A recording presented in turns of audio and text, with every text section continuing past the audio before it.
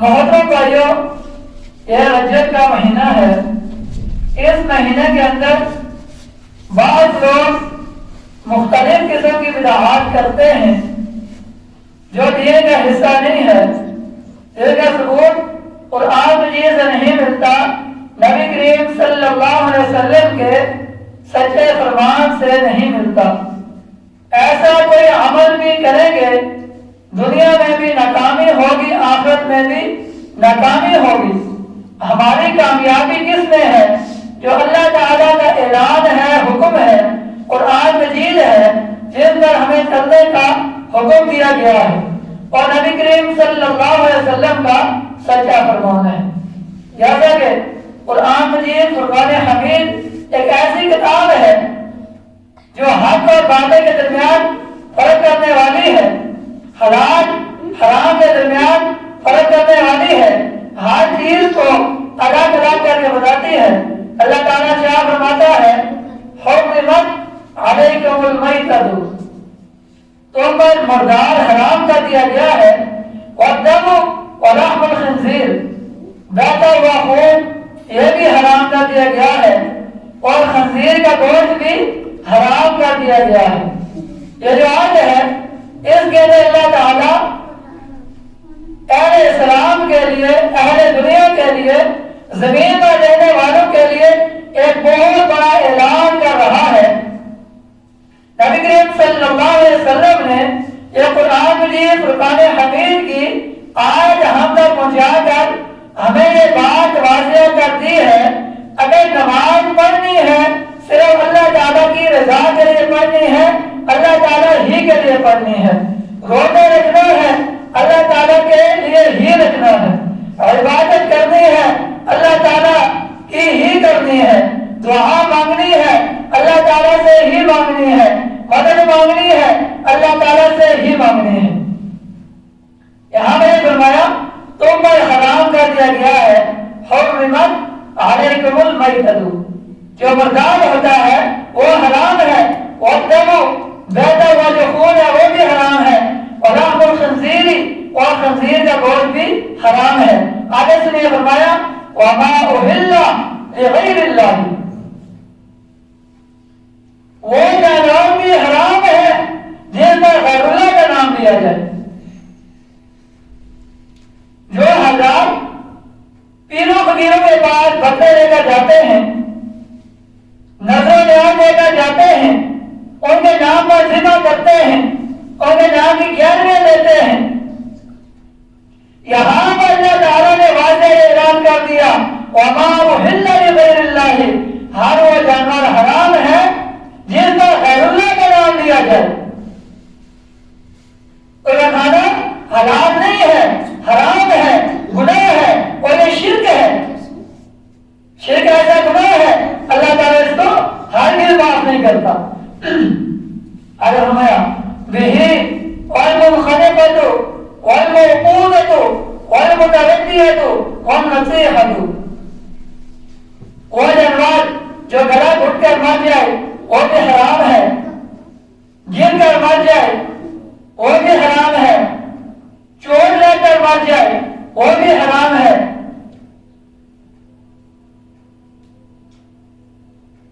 وما اکل السبع الا ما ذکیتم، مگر جسے آپ مرنے سے پہلے پہلے ذبح کر لیں۔ کہ جانور کا گلا گھٹ گیا ہے یا گر گیا ہے تو یہ سامنے سے پہلے پہلے ذبح کر لیں، پھر وہ حلال ہے۔ اگر ذبح نہیں کر سکتے اسی حالت میں مر جاتا ہے، قرآن مجید فرقان حمید نے فرمایا وہ حرام ہو جاتا ہے، یا چوٹ لگ کر مر جائے۔ الا ما ذکیتم وما ذبح علی النصب، آگے فرمایا وہ جانور بھی حرام ہے جسے تم آستانوں وغیرہ پر ذبح کرتے ہو۔ آستانے کیا ہیں؟ جہاں پر شرک کے اڈے ہوتے ہیں، پیروں فقیروں کی پوجا کی جاتی ہے، جھنڈے لہرائے جاتے ہیں، اللہ کو چھوڑ کر غیر اللہ کی پوجا پاٹ کی جاتی ہے۔ فرمایا ایسے مقام پر کہ اگر آپ جانور کو ذبح کریں گے وہ حلال نہیں ہے، اس کا کھانا وہ بھی حرام ہے۔ وَأَنْ تَسْتَقْسِمُوا بِالْأَزْلَامِ ذَلِكُمْ فِسْقٌ، اور یہ بھی گناہ کے کام ہے کہ آپ تاروں کے ساتھ اپنی قسمت کو معلوم کریں، بازوں کے ساتھ یا تیروں کے ساتھ قسمت کو معلوم کریں۔ آپ ہزار لوگ بخوبی علم ہوگا، بعض پیر فقیر ایسے ہوتے ہیں آپ ان کے پاس جاتے ہیں اور کوئی گیا ہو وہ ہاتھ کی لکیریں دے کر بتاتے ہیں اس کی قسمت کیا کہتی ہے، ایک زندگی کتنی باقی ہے، ایک کھانا پینا کتنا ملے گا۔ رب کائنات کی قسم یہ سارا دھوکہ ہے، فراڈ ہے، یہ سارے کے سارے معاملات صرف اللہ تعالیٰ ہی جانتا ہے۔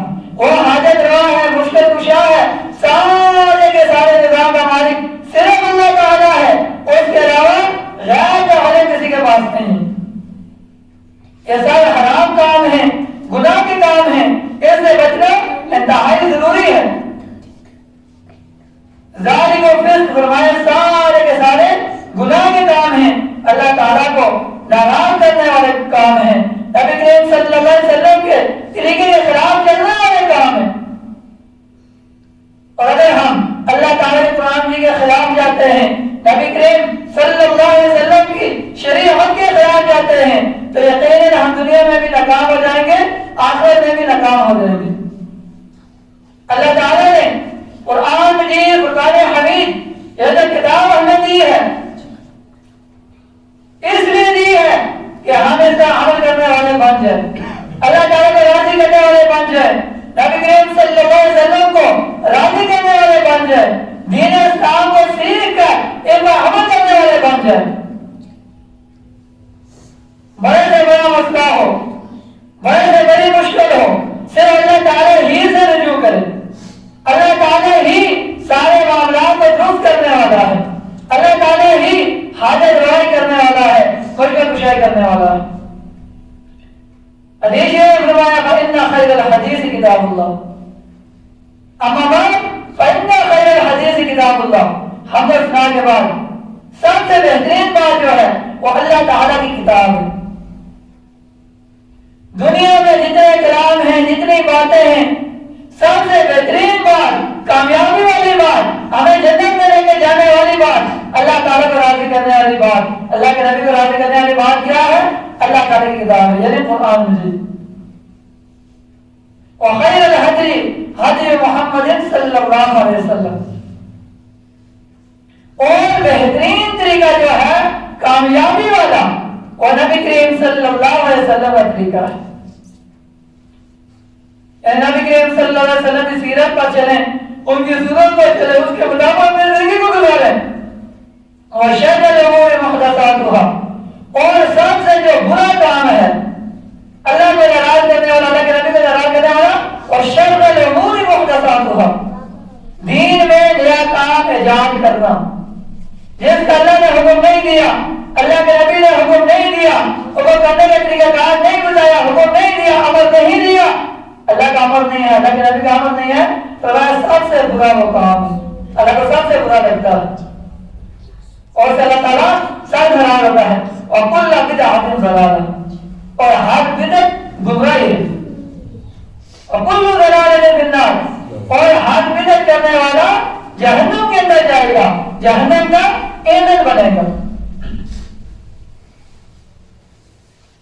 یعنی ہم کوئی کام بھی کرتے ہیں اور اللہ تعالیٰ کو، اللہ تعالیٰ کے حکم پر چلتے ہوئے، اللہ تعالیٰ کو راضی کرتے ہوئے ہم وہ کام کریں جس کا اللہ نے حکم دیا ہے، اللہ کے نبی نے، نبی کریم صلی اللہ علیہ وسلم نے حکم دیا ہے۔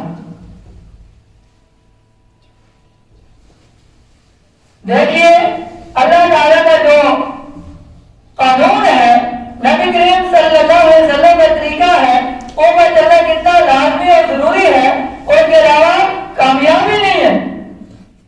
زور کے 4 فرض ہیں، اگر کسی کے ذہن میں آئے میں 4 فرض پڑھتا ہوں، آج 6 پڑھ لوں، 6 پڑھوں کا زیادہ اجر ملے گا، زیادہ ثواب ملے گا۔ یہ ایک دلیل ہے اس بات کی کہ جس میں نبی کا طریقہ شامل نہیں ہے، اللہ کا حکم شامل نہیں ہے، وہ ہمیں قابل قبول بھی نہ ہوگا اور دنیا آخرت میں بھی خسارے کا ذریعہ بنے گا۔ 4 فرض ہیں، پر زیادہ ثواب مل جائے گا، زیادہ اجر مل جائے گا۔ اگر آپ 6 فرض پڑھتے ہیں آپ کو نماز ہی قبول نہیں ہوگی۔ کیوں نہیں ہوگی؟ اللہ نے ہم کو دیا ہے 4 فرض پڑھنے ہیں، نبی کا طریقہ ہے 4 فرض پڑھنے ہیں، 6 نہیں پڑھنے۔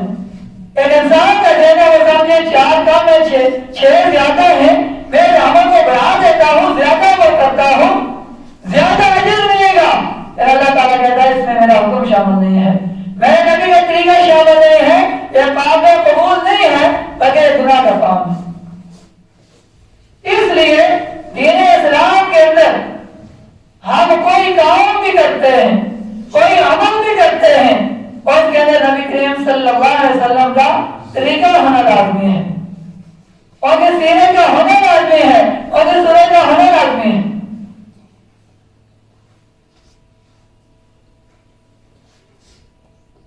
ان دعا ينفع ما انزل ومما لم ينزل فعليكم عباد الله بالدعاء۔ اس حدیث میں فرمایا کہ جب آپ اللہ تعالیٰ سے دعا مانگتے ہیں، یہ دعا جو آپ پر مصیبتیں آ چکی ہوتی ہیں ان کے لیے بھی فائدہ مند ہیں، اور جو مصیبتیں ابھی تک نہیں آئی ہوتی ان کے لیے بھی دعا فائدہ مند ہے۔ یعنی زیادہ سے زیادہ دعا کیا کریں، اللہ تعالیٰ سے مانگا کریں، تو اس کا فائدہ یہ ہوگا کہ جو مصیبتیں آ چکی ہوتی ہیں اللہ تعالیٰ ان کو بھی دور کر دے گا، جو آنے والی ہوتی ہیں اس دعا کے وجہ سے اللہ تعالیٰ ان کو بھی دور کر دے گا۔ اب سوال یہاں یہ پیدا ہوتا ہے، اور شر الامور محدثاتها، سب سے برا کام وہ ہے جو دین کے اندر نیا ایجاد کیا جائے۔ اب اللہ تعالیٰ کہتے ہیں میرے بندوں مجھ سے مانگو، دعا کرو، میں تمہیں زیادہ سے زیادہ دوں۔ دعا کرنی ہے، دعا کا طریقہ بھی اللہ کے نبی نے بتا دیا۔ نماز جنازہ ہم پڑھتے ہیں، نماز جنازہ ذاتی طور پر پورے کی پوری دعا ہے، لیکن نماز جنازہ کے بعد نبی کریم صلی اللہ علیہ وسلم نے ہمیں حکم نہیں دیا کہ یہاں پر آپ نے دعا کرنی ہے۔ اور شر الامور محدثاتها، اگر ہم وہاں پر دعا کریں گے اس میں میرے نبی کی مرضی شامل نہیں ہے، طریقہ شامل نہیں ہے، وَكُلَّ بِدْعَةٍ، اور بدعت بن جائے گی، اور ادھر ٹھکانہ جہنم ہوگا۔ کیونکہ دین میں نیا کام ایجاد کر دیا ہے، میرے نبی نے حکم نہیں دیا، قرآن اور حدیث سے اس کا حکم نہیں ملتا، امر نہیں ملتا، تو وہ گناہ کا کام ہے۔ نماز پڑھتے ہیں، فرض نماز پڑھنے کے بعد آپ سلام پھیرتے ہیں، امام کے ساتھ مل کر اجتماعی دعا کرتے ہیں ہر نماز کے بعد۔ یہ کہیں حدیث شریف کے اندر یہ ثابت نہیں ہے، نہ قرآن کی کے اندر ثابت ہے، یہ بدعت ہے، گناہ کا کام ہے۔ کیوں گناہ ہے؟ کہ نبی کریم صلی اللہ علیہ وسلم کے اس میں طریقہ شامل نہیں ہے۔ امام کے ساتھ مل کر دعا کرنا، اجتماعی دعا کرنا ہر فرض نماز کے بعد، معمول بنا لینا، اس بات کو غور سے سمجھنا، معمول بنا لینا، ہر نماز کے بعد دعا کرنا امام کے ساتھ مل کر، یہ نبی کا طریقہ نہیں ہے، یہ بدعت ہے، اور بدعت جو کرتا ہے اس کا ٹھکانہ جہنم ہے۔ انفرادی دعا جو ہے، میرے نبی نے فرمایا فرض نماز کے بعد دعا کیا کرو، اللہ تعالیٰ تمہاری دعاؤں کو فرض نماز کے بعد قبول کرتا ہے۔ لیکن کون سی دعا قبول ہوگی؟ فرض نماز سلام کرنے کے بعد استعان کر کے اپنی دعا کریں، انفرادی دعا۔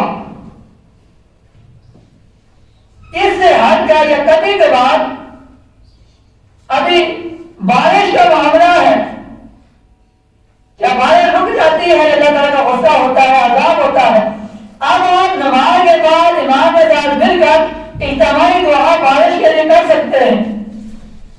کوئی بیمار ہو جاتا ہے اس کے لیے آپ اجتماعی دعا کر سکتے ہیں، لیکن کبھی کبھار نہیں، ہر نماز کے بعد معمول بنا دیں، اس کی اجازت نہیں ہے۔ نبی کریم صلی اللہ علیہ وسلم کے پاس صحابہ آتے ہیں، بارش کے لیے وہ کہتے ہیں، وہ دعا کرتے ہیں، بیمار کے لیے کہتے ہیں، دعا کرتے ہیں۔ یعنی یہاں سے یہ ثابت ہوتا ہے کامیابی صرف اس کام میں ہے جو نبی کریم صلی اللہ علیہ وسلم کا حکم ہے۔ آج جمعہ والے دن بیٹھ کے آپ خطبہ نہیں دے سکتے کیونکہ نبی کریم صلی اللہ علیہ وسلم نے منع کیا۔ کھڑے ہوگا دینا خطبہ کہ نبی کریم صلی اللہ علیہ وسلم کی سنت ہے.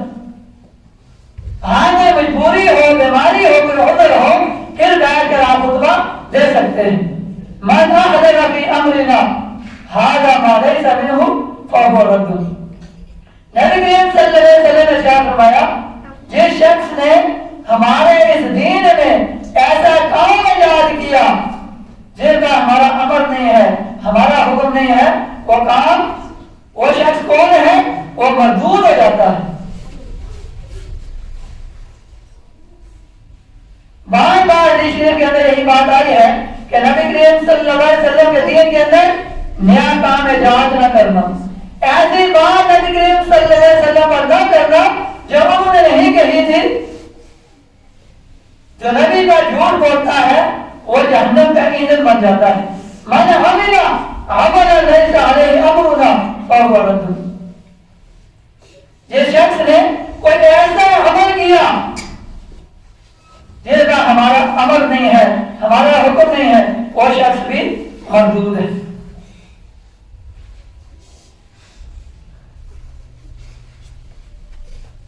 ہمارے جو مذہب اہل حدیث ہے اس کے اندر دو ہی کاموں کی اجازت ہے، یا تو اللہ تعالیٰ کا سچا فرمان بیان کیا جاتا ہے یا نبی کریم صلی اللہ علیہ وسلم کا سچا فرمان بیان کیا جاتا ہے، اللہ تعالیٰ کا قرآن بیان کیا جاتا ہے. کیونکہ کامیابی صرف اسی کے اندر ہے. اس سے ہٹ کر ہم ایسی بات کوئی نہیں کرتے کہ جو دین کے خلاف ہو.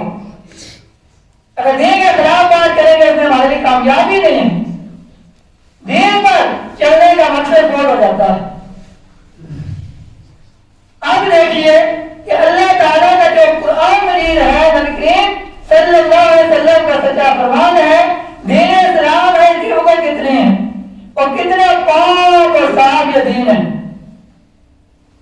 نبی کریم صلی اللہ علیہ وسلم کے پاس ایک صحابی آتے ہیں، آ کر کہتے ہیں یا رسول اللہ صلی اللہ علیہ وسلم میں نے نظر مانی ہے، ایک مقام ہے، وہاں جا کر میں نظر پوری کرنا چاہتا ہوں. ایک صحابہ نے نظر مانی اور وہ کہہ رہے ہیں ایک مقام پر میں نظر پوری کرنا چاہتا ہوں، آپ کا کیا حکم ہے؟ مطلب وہ سے سمجھنا.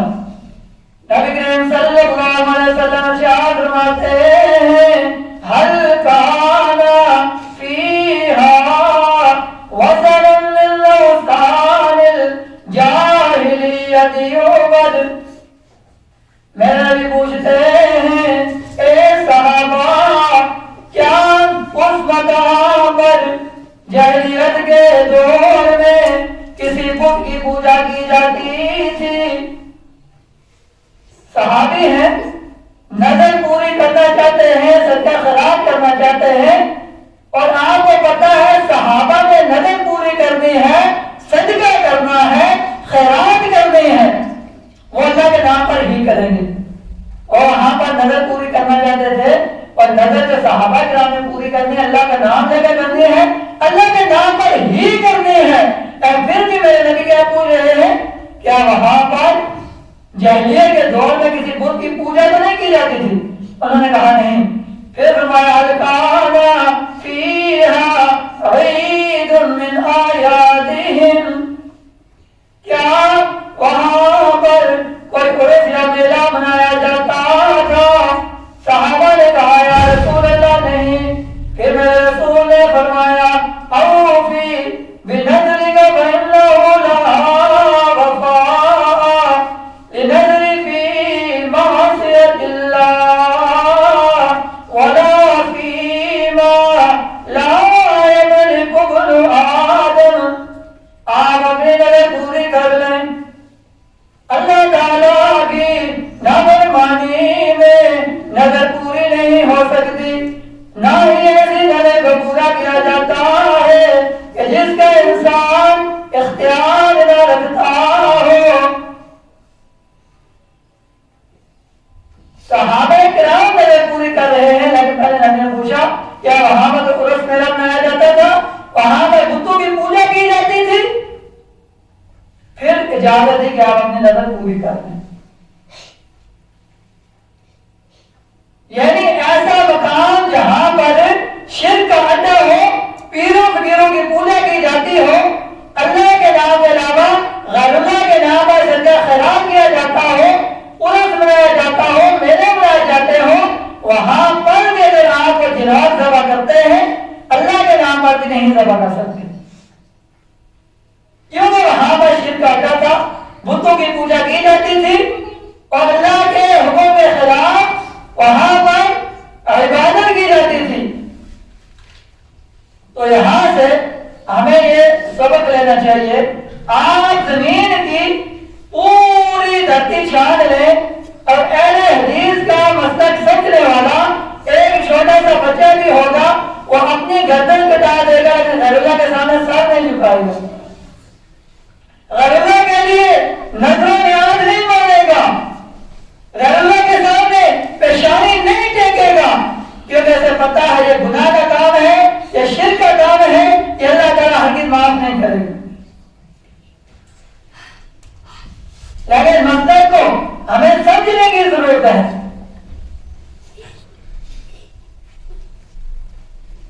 رب کائنات کی قسم ہے، اللہ تعالیٰ نے ہمارے علماء کو، ہمارے بھائیوں کو جو مسلک اہل حدیث دیا ہے، یہ وہی مسلک ہے جو صحابہ کرام رضوان اللہ علیہم اجمعین کا تھا. نبی کریم صلی اللہ علیہ وسلم کا طریقہ تھا، سیرت ہی صورت تھی. نبی کریم صلی اللہ علیہ وسلم نے ارشاد فرمایا مختلف قسم کے فرقے ہوں گے، اس میں سے ایک فرقہ جنت میں جائے گا. اور کون سا ہوگا؟ جو اللہ کے قرآن پر چلنے والا ہے، نبی کریم صلی اللہ علیہ وسلم کے سچے دین پر چلنے والا ہے، صحابہ کرام کی سیرت و سنت پر چلنے والا ہے.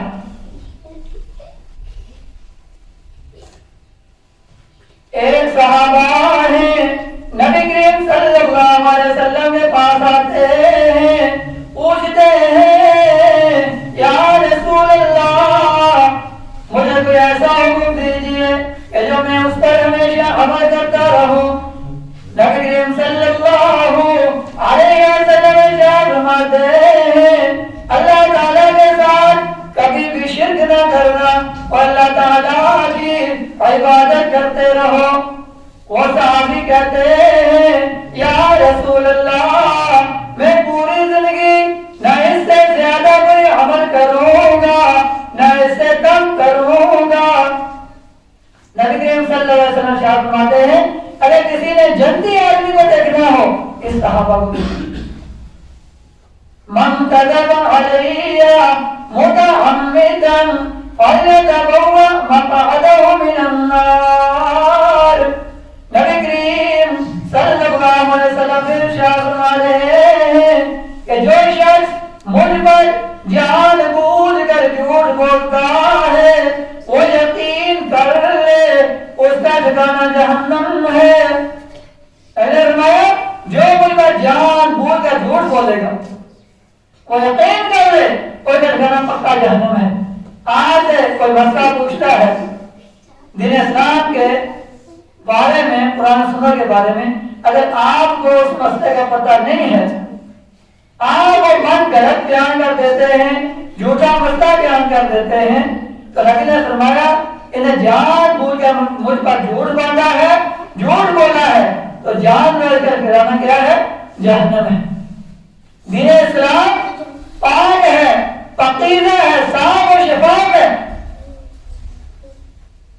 اور اس کو بیان کرنا اللہ کے قرآن کے مطابق، نبی کریم صلی اللہ علیہ وسلم کے حدیث کے مطابق، جیسے میرے نبی نے فرمایا نہ اس سے زیادہ کیا جائے نہ اس سے کم کیا جائے، جو زیادہ کم کرے گا اس کا ٹھکانہ جہنم ہے. اب بعض حضرات کے ذہن میں یہ سوالات بھی پیدا ہوتے ہیں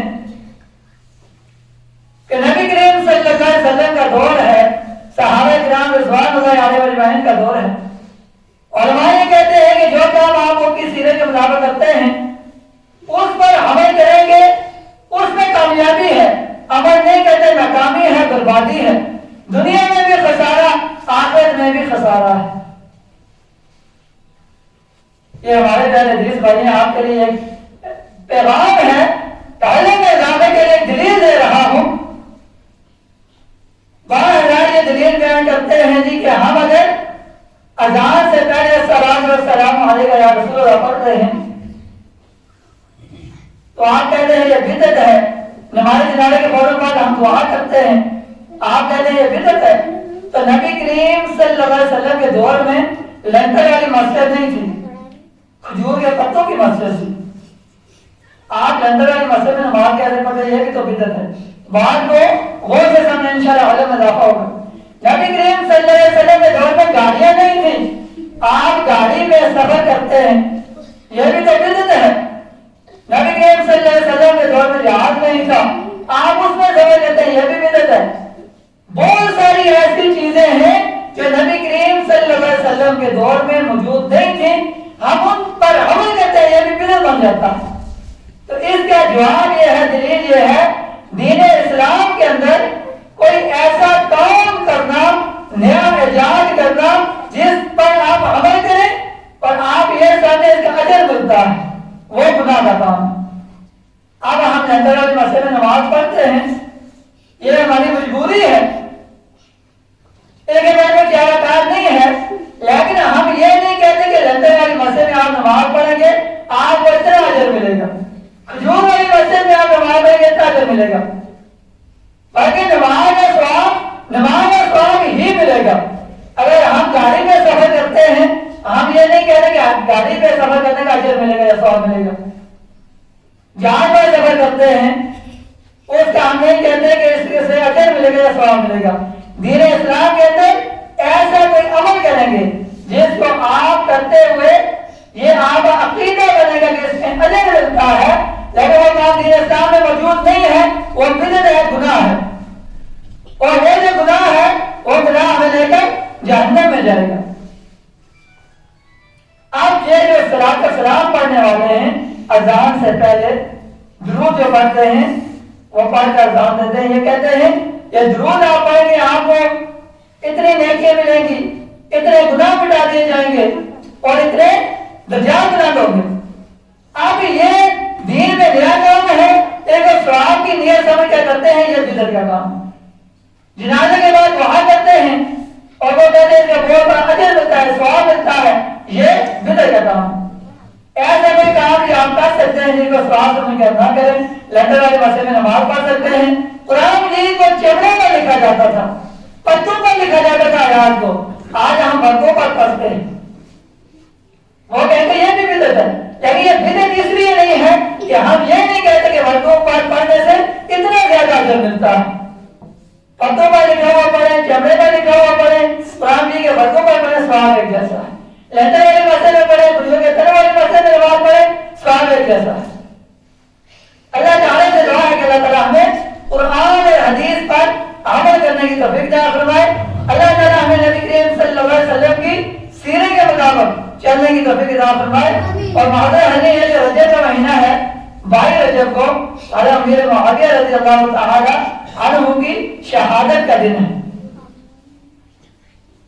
اور معاویہ ہے کہ جب وہ خلیفہ بنے انہوں نے کفار کو تار تار کر دیا تھا، کفر پر لڑکا کاری ہو گیا تھا، کفاروں کو تار تار کر دیا، اسلام کا جھنڈا کاٹ دیا، اسلام کے جھنڈے کو بلند کیا، کفر کو مٹا کے رکھ دیا۔ اللہ تعالیٰ سے دعا کہ اللہ تعالیٰ ہمیں سارے صحابہ کے ساتھ دل کے ساتھ جان کے ساتھ محبت کرنے کی توفیق عطا فرمائے، ان کے طریقے میں چلنے کی توفیق عطا فرمائے، سارے صحابہ کے ساتھ وفا کرنے کی توفیق عطا فرمائے۔ جو بھی بیان کیا گیا، سنا گیا، سنایا گیا، ان میں جتنی کمی پیشی ہوئی ہے اللہ تعالیٰ ہمیں معاف فرمائے، وما علینا الا البلاغ المبین۔